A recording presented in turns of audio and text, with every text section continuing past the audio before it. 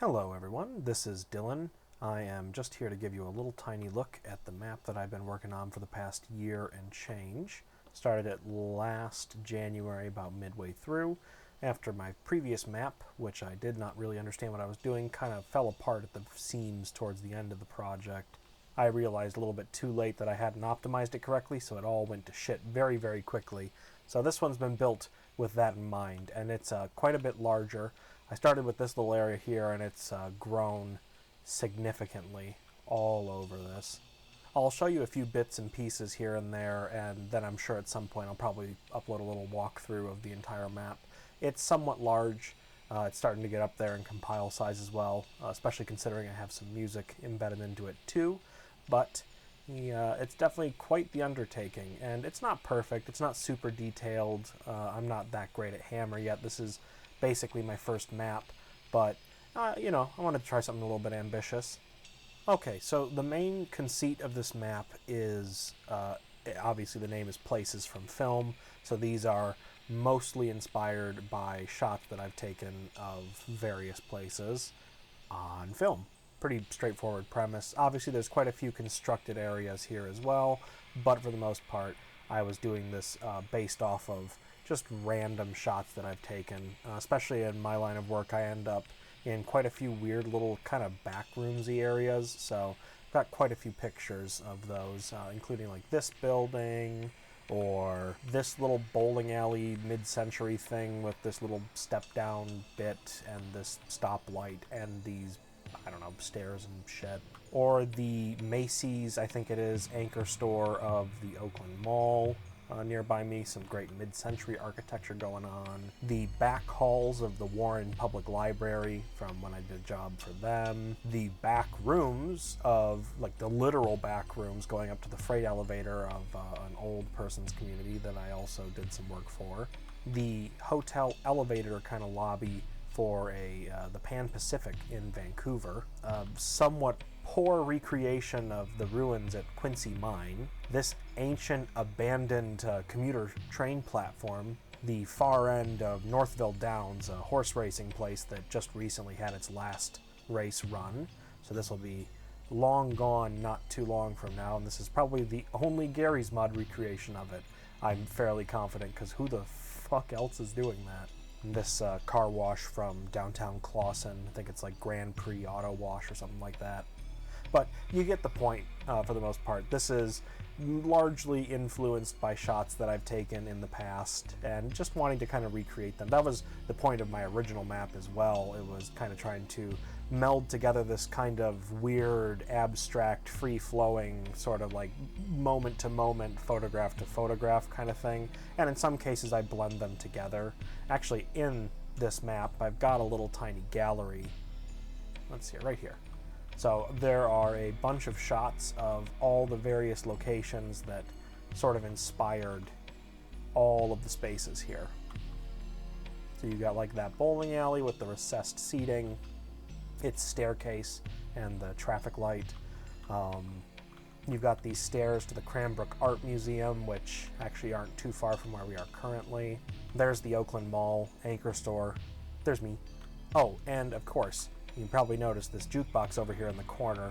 It's pretty simple. It's just an ambient generic, the jukebox model and a little light to kind of glow the room a small amount with the kind of orange color here.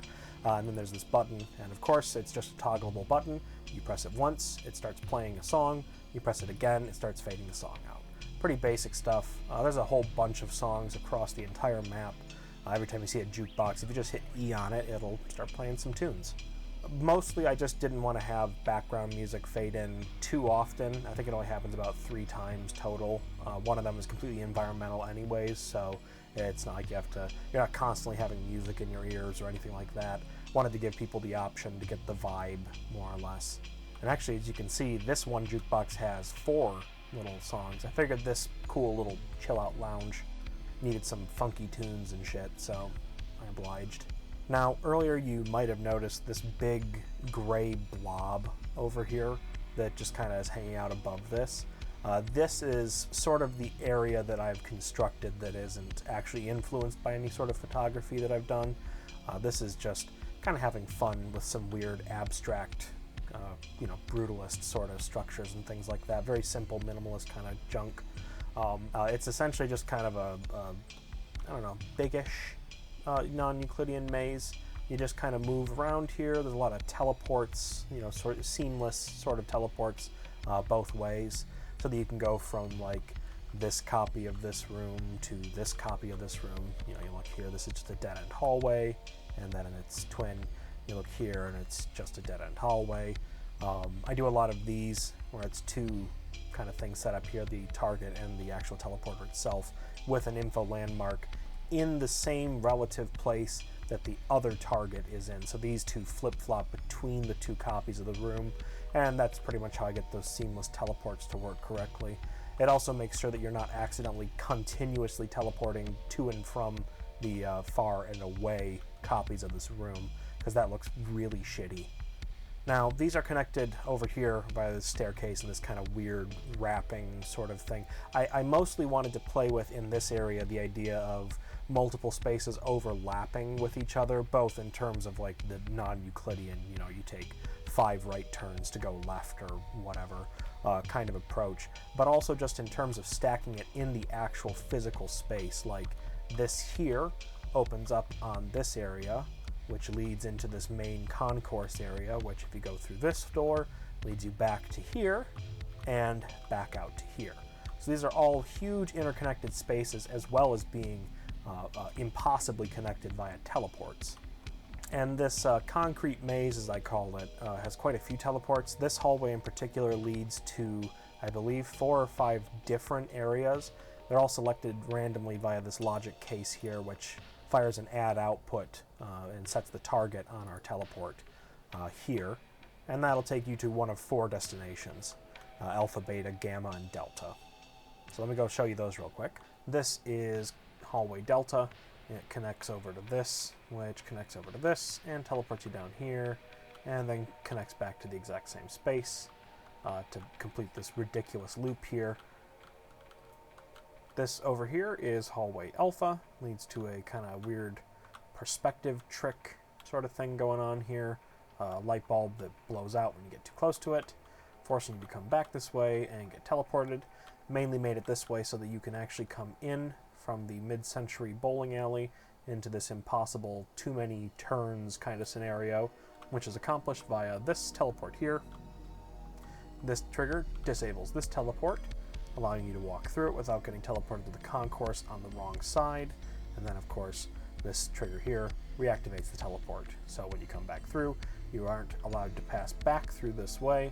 You're teleported instead to that big concourse thing over there.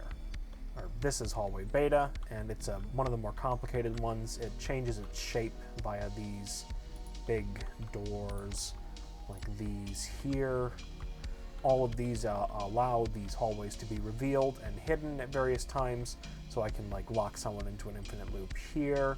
I can let them pass through all the way, and then as they come back, close this door here while it's out of sight, and open these, allowing them to walk into this little courtyard area here, which is pretty much exactly what happens actually. And then when you come back through here, it slowly traps you in by closing this door and this door. You complete a few loops around, and then every time you hit one of these triggers here, whatever's out of sight will reset basically to the initial point where it was, allowing you to pass through like this. However, this door will be closed where it is now currently, basically having this outdoor area, and this wall that's present in the very beginning will be dropped for when it's ready for you to leave. And then you just exit again, and when you come back through, it will all be reset. It's more or less just a test of all the logic and messing around with branches and counters and stuff like that. So Gamma is this big temple made out of funk moves and funk trains. These all move up and down the trains, obviously, on these bigger paths here, and the funk moves basically open and close somewhere between like 10 and 50 units, and each one of these is kind of a ring, so you have them all named the exact same thing, like Gamma Ripple 2, Gamma Ripple 3, and 4, and each of these basically all trigger themselves. You know, when they open, they close; when they close, they open, and that leads to them going up and down forever without needing a shit ton of train tracks all over the place. And it's got some weird geometry. There's this weird pool in the middle, some flaming pillars off to the side, hanging ivy. Feels like a big departure from the areas that you've seen so far, so I kind of wanted this to be a bit special. Other thing it's got is a little bit of ambient music, plays Fog Line, one of my favorite tracks, a little lo-fi kind of dusty beat. Really fits for this sort of environment, but what else? That's pretty much all the hallways here at the very least. That isn't the actual maze itself. Having finished those, I can show you the last remaining constructed area, which is over here, through this big door, inspired by a random garage in Vancouver, but scaled up to a ridiculous size. Coming through here is this massive block of funk precipitations. You've got this weird little kind of, I don't know, synth-wavy, Blade Runner-y, I don't know, cyberpunky kind of brutalist courtyard out here. I'll get a better shot of this from an engine because these triggers make it impossible to see. It's got its own jukebox over here, a little bench, you know, just a neat little cozy spot. Play some nice rain sounds. I've got it doing lightning the hard way via this logic timer, a set of random outputs that play 3 random thunder sounds, and a light bulb with the brightness of 24,000 units that I flash for about 0.1 seconds to make lightning. Probably the only other bits that aren't really from photographs is this weird little set of rooms, just some weird little interior rooms, like an office kind of place or a waiting room or something. And then what I call carpet hell, which is just a weird room with a bizarre spiral staircase and every single surface covered in carpet. It's odd. The big thing here, though, is this television screen. I've got a bunch of cameras all around the map, and these 2 logic cases have the ability to basically set the camera on this screen and then, you know, turn all the other cameras off other than the one that I want to look at. And this timer here, randomly from somewhere between 3 seconds and 6 seconds, tells the TV screen to flip between these 2, showing whichever one it wants to pick. And that includes these stalker cams here, so I figure that'll be fucking spooky and shit. So that's about it for looking at the map in terms of all the logic and stuff that drives it. I'll probably put in a little bit of actual in-engine footage, of course, throughout all of this, since Hammer is kind of hard to look at, especially when it looks like this. This is not very easy to parse. Jesus Christ.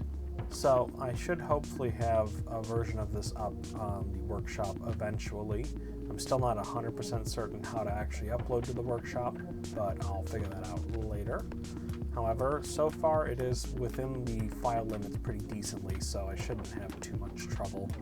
The only custom content that I've got are a few MP3s and some, you know, obviously the photos that you saw before. So that is it from me, though, and hopefully I will have a link for this soon. When I do, I'll post a little video and update the description. So thank you for watching. Bye.